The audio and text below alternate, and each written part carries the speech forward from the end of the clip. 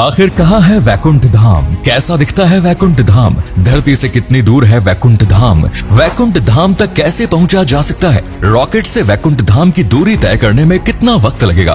अक्सर जब भी किसी की मृत्यु हो जाती है तो कहा जाता है कि उसकी आत्मा वैकुंठ धाम की ओर प्रस्थान कर गई, लेकिन सभी आत्माएं वैकुंठ धाम तक नहीं पहुंच पाती। वैकुंठ धाम एक पवित्र जगह है जिसे भगवान हरि विष्णु का निवास स्थान कहा गया है। वैकुंठ धाम का नाम तो आपने कई बार सुना होगा, लेकिन ये कहाँ है, कैसा दिखता है और कितनी दूर है, इसके बारे में बहुत कम लोग जानते हैं। आज हम वैकुंठ धाम से जुड़ी सभी जानकारी आपको देने वाले हैं, जिन्हें जानने के बाद आप भी हैरान हो जाएंगे। सबसे पहले तो जानते हैं कि आखिर वैकुंठ धाम का मतलब क्या है। वैकुंठ का शाब्दिक अर्थ होता है जहाँ कुंठा ना हो, और धाम यानी स्थान। यहाँ कुंठा का मतलब है निष्क्रियता, निराशा, हताशा, आलस्य और दरिद्रता। एक ऐसी जगह जहाँ किसी प्रकार की कुंठा ना हो, उसे वैकुंठ धाम कहा गया है। अक्सर लोगों के मन में ये जिज्ञासा रहती है कि वैकुंठ धाम धरती से कितनी दूर है और यहाँ तक कैसे पहुँच सकते हैं। कुछ लोगों का मानना है कि हिमालय में एक जगह सीढ़ियाँ मौजूद है जो वैकुंठ धाम सीधी जाती है, तो कुछ लोगों का कहना है कि बद्रीनाथ ही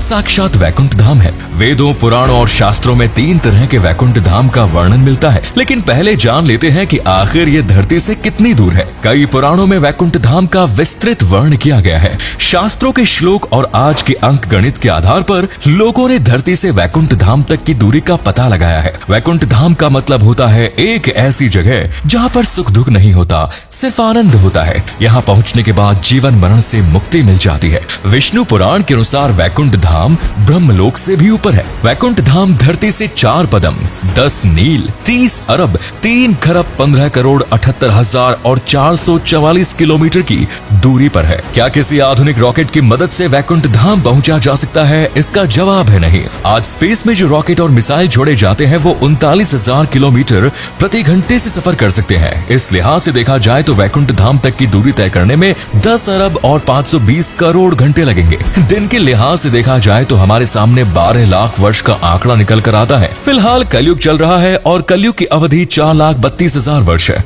यानी वैकुंठ धाम तक पहुंचने में 3 युग का समय लगेगा।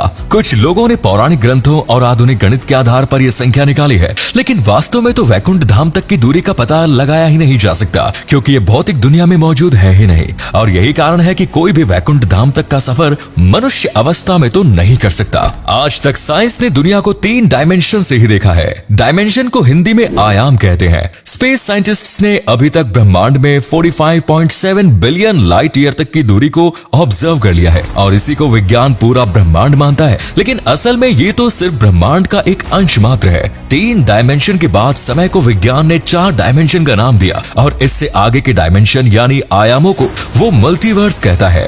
बात करें 6ठे आयाम की तो ये ब्रह्मलोक से भी ऊपर है। यहाँ पर भगवान विष्णु के कई रूप निवास करते हैं। क्योंकि विष्णु जी का आयाम ब्रह्मलोक से ऊपर है, इसीलिए ब्रह्मा जी को विष्णु जी की नाभि से बना हुआ माना गया है। इसके ऊपर 7वें आयाम में ब्रह्म ज्योति समाहित है। ये वो जगह है जिसे ऋषि मुनि अपने ज्ञान से जान सकते हैं। इसके ऊपर मोक्ष के द्वार है जिसे आकाशीय त्रिकोण भी कहा गया है। जो आत्मा यहाँ तक पहुँच जाती है उसे तीनों लोक का सर्व ज्ञान हो जाता है। सबसे ऊपर कैलाश है जहाँ स्वयं भगवान शिव विराजमान है और इस आयाम के ऊपर 9वां आयाम है जिसे वैकुंठ कहते हैं। पूर्व नारायण यानी भगवान हरि विष्णु इसी स्थान पर विराजमान है। यहीं पहुँचने पर लोगों को मोक्ष होता है, लेकिन यहाँ तक पहुँचना इतना आसान नहीं। जब इंसान की मृत्यु हो जाती है और वैकुंठ के लिए प्रस्थान करता है तो रास्ते में समय के देवता, प्रहर के देवता, दिन के देवता, रात के देवता, ग्रहों के देवता, नक्षत्रों के देवता, माह के देवता, मौसम के देवता, उत्तरायण के देवता, दक्षिणायन के देवता आत्मा को अलग अलग योनियों में धकेलने की कोशिश करते हैं। ऐसा कहा जाता है कि 33 कोटि देवी देवता आत्मा को वैकुंठ धाम जाने से रोकते हैं, लेकिन जिस आत्मा ने कभी कोई गलत काम नहीं किया और सर्व ज्ञान की प्राप्ति कर ली, वो भगवान विष्णु के वैकुंठ धाम तक पहुंचने में जरूर कामयाब हो जाते हैं। ये तो हुई 9 आयामों की बात। इसके ऊपर एक 10वें आयाम का जिक्र भी होता है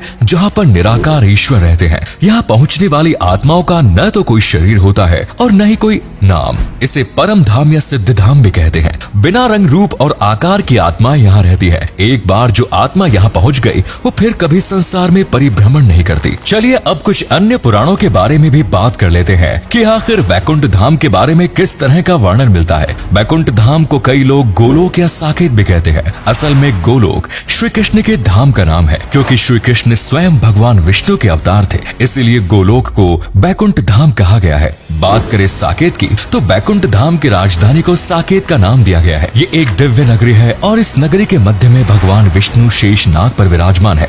भगवान विष्णु के साथ उनकी पत्नियां भी वैकुंठ धाम में रहती है। वैकुंठ धाम से पहले एक नदी बहती है जिसका नाम विरजा नदी है। वैकुंठ धाम पहुंचने वाली आत्मा इस नदी में स्नान करने के बाद यहाँ प्रवेश करती है और वे चतुर्भुज आकार में ही यहाँ प्रवेश करती है। वैकुंठ धाम की देखरेख के लिए 96 करोड़ पार्षद हर वक्त तैनात रहते हैं। शास्त्रों में 3 तरह के वैकुंठ धाम का वर्णन मिलता है। आपको इन 3 वैकुंठ धाम के बारे में भी बता देते हैं। पहला वैकुंठ धाम धरती पर बताया गया है। ऐसा कहा गया है कि धरती के चारों धाम में भगवान विष्णु का निवास है। बद्रीनाथ को सतयुग में भगवान हरि विष्णु ने बसाया था। ये जगह नर और नारायण पर्वत श्रृंखला के बीच में है, जिसके साइड से अलकनंदा नदी बहती है। बद्री नारायण भगवान के 5 स्वरूप की पूजा यहाँ की जाती है, जिसे पंच बद्री भी कहते हैं। रामेश्वरम को श्री राम ने त्रेता युग में बसाया था, तो वहीं द्वारका नगरी की स्थापना श्री कृष्ण ने द्वापर युग में की थी। जगन्नाथपुरी को कलयुग में बसाया गया है। इन चारों जगहों पर भगवान विष्णु का निवास बताया गया है। दूसरा वैकुंठ धाम ब्रह्मांड के बाहर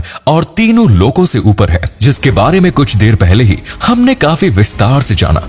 वहीं बात करें तीसरे वैकुंठ की तो यह स्थान अरावली हिल्स के बीच बताया गया है। ऐसा कहा जाता है कि श्री कृष्ण ने अरावली पर्वतमाला के बीच में एक नगरी बसाई थी। इस नगरी के बारे में आज तक पता नहीं लगाया जा सकता है, क्योंकि ये भौतिक अवस्था में नहीं है। केवल सिद्ध और साधक पुरुष ही इस नगरी में पहुंच सकते हैं। अरावली हिल्स गुजरात से शुरू होती है और पूरा राजस्थान कवर करने के बाद दिल्ली के दक्षिणी छोर पर खत्म होती है। इस पर्वतमाला के बीच में ही कहीं पर वैकुंठ धाम होने की बात कही गई है।